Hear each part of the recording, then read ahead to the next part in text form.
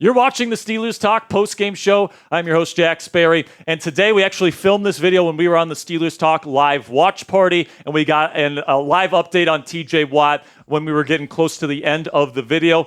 So make sure you guys stick around to the end for that updated information on TJ Watt. And without further ado, let's get into the post-game show.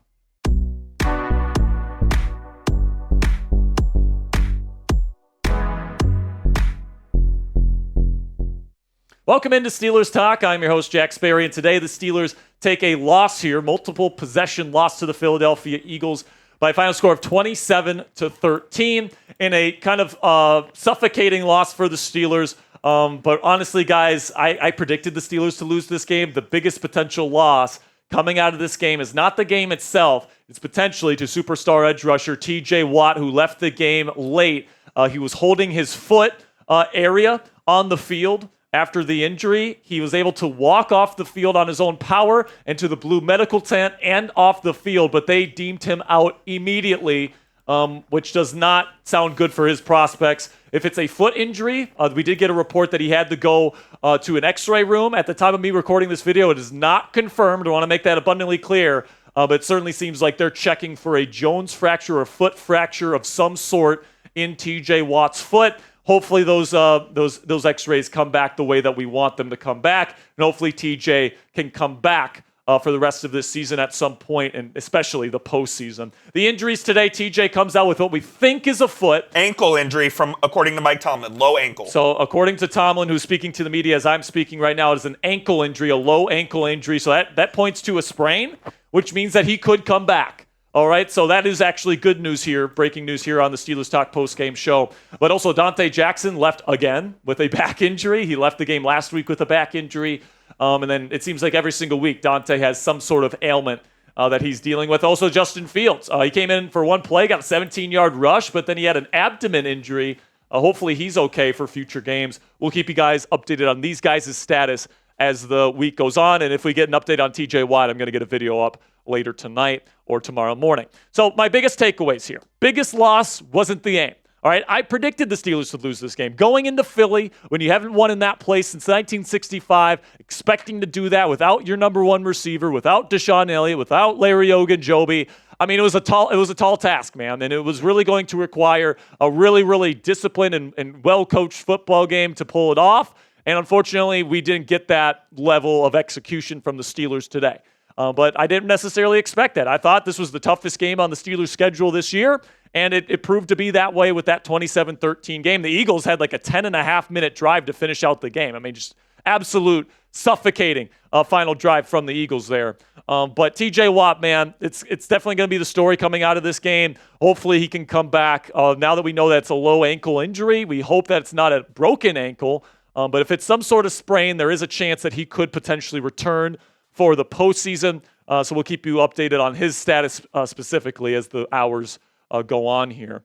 Then when it comes to the game, guys, like Najee's got to catch the ball. All right, the turning point in this game, it was 20-13. Steelers were driving the ball down the Eagles' throats to try and tie the game, and Najee Harris takes his eyes off the ball on one of those toss plays. By the way, Arthur Smith needs to stop calling those toss plays. They almost never work.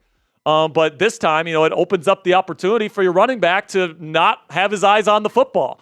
And, he had a very bad attempt to try and pick up the ball, and it goes into the lap of the Eagles, who then score a touchdown, and you're down 2 scores heading into the fourth quarter.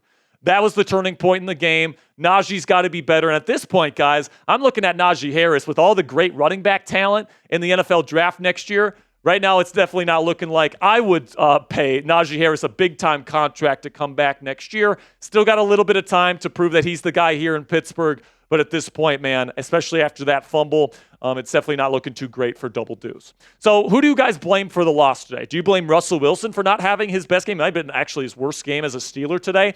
Do you blame Najee Harris for that turning point fumble? Do you blame the defense, especially the defensive coaching staff, for putting guys like James Pierre and Donte Jackson on A.J. Brown, of all people, on crucial third downs? Let me know for today's pinned comment, who do you blame for the loss? In just a second here, YouTube's going to throw you an ad break. When that happens, take advantage of that time by let me know who you blame for today's loss.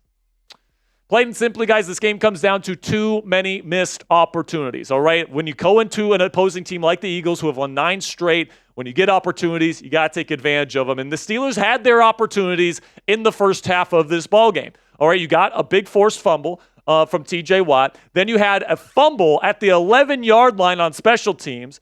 And then you had another bad punt from the Eagles, which gave you the ball in the Eagles' 45. On those 3 short field opportunities, the Steelers got 6 points.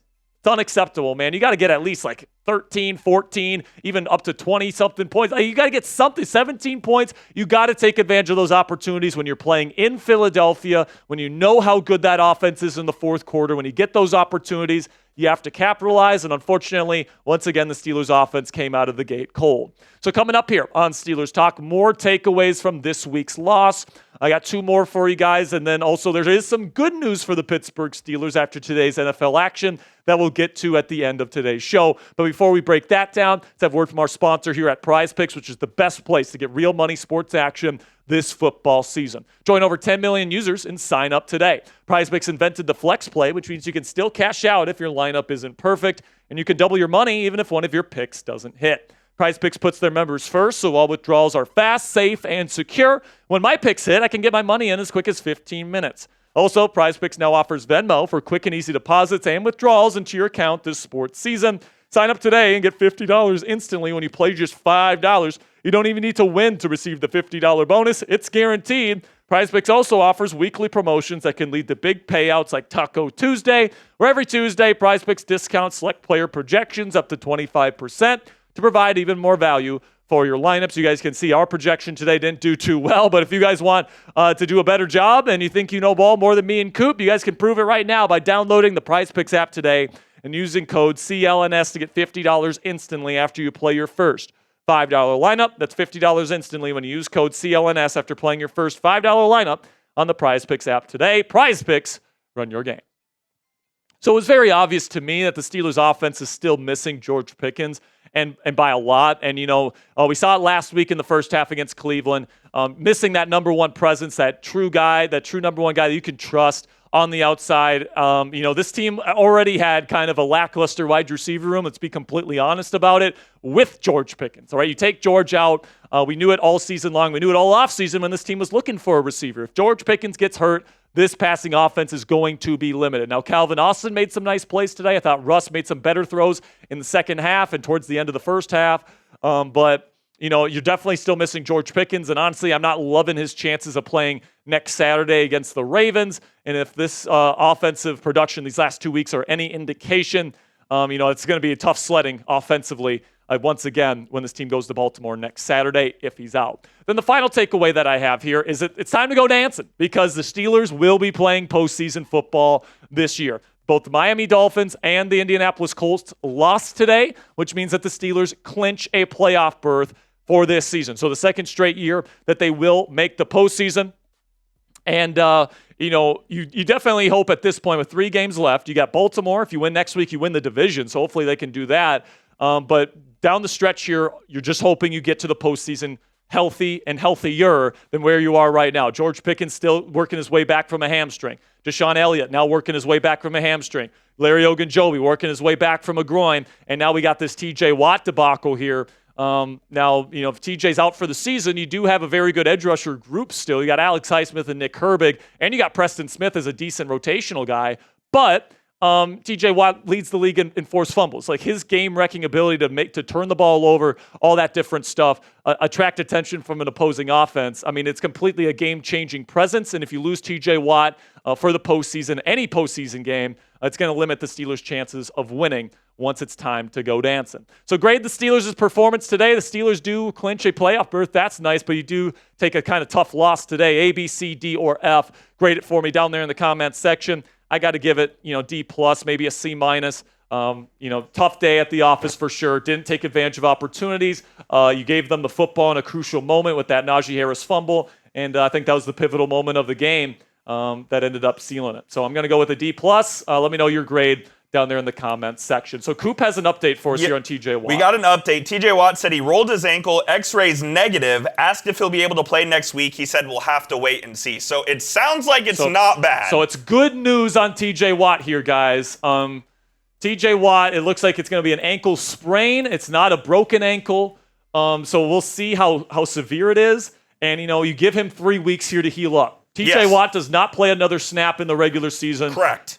Plain and simple. You got enough depth at this position where you feel good about not having TJ on the field the rest of the way. You've already clinched your spot in the postseason. I say, just like George Pickens, you got to make sure that he and TJ Watt are on the field for that postseason game, whether you are division champions or whether you're an AFC wildcard team. All right, you can lock up the division next week with a win against Baltimore. So all things considered here, tough loss. It sucks that you lost TJ Watt for a little bit here with that injury, but it sounds like he could potentially make a return by the end of the season. And based on the way that it looked like it could have been an Achilles. It looked like it could have been a Jones fracture. The fact that it's not one of those two, and you still have a chance to get TJ Watt for the postseason here, keeps this team's season alive, in my opinion. So make sure you guys click that subscribe button. If we get more updates for you guys, we're going to keep you guys updated on GP, TJ Watt, and the rest of the Steelers injuries throughout this week. So make sure you guys click that subscribe button if you haven't already for extensive Steelers coverage all throughout the 2024 season.